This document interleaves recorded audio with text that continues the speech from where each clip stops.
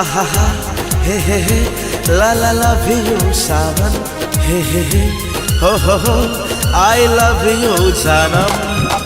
I love you.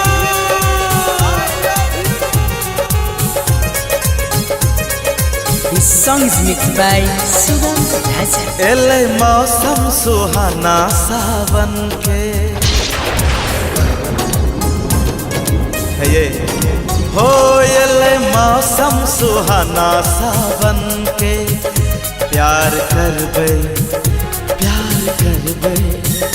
प्यार करबे नया डरबे हो एले मौसम सुहाना सावन के एले मौसम सुहाना सावन के प्यार करबै हो प्यार करबै नैया डरबै हो एले मौसम सुहाना सावन के एले मौसम सुहाना सावन के।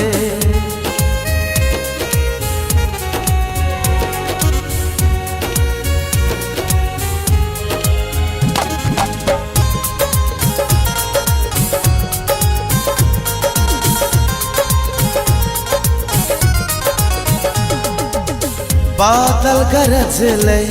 सावन बरस ले सन सन सन सन पूर्वा सिहक ले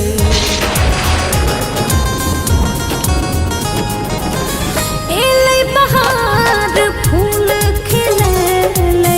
गली गली प्रेमक खुशबू महक ले नाचे बगिया में उड़ उड़ के बुलबुल सनम आई कर ले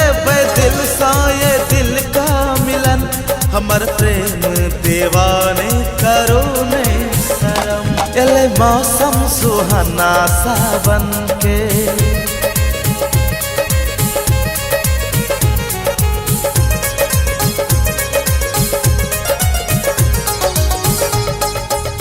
जेठ आषाढ़ सब महीना गुजर ले सावन महीना दिल जोर से धड़क ले हो आग लगा पे दुनिया जले या जवाना जल लेने प्रेम कहियो रित ई पुराना अहाँ का चल सा सब दिन लिपट कर अहाँ का सीता के सिंदूर बन का सजब संग जीबै ये मरबै कसम से कसम एले मौसम सुहाना सावन के।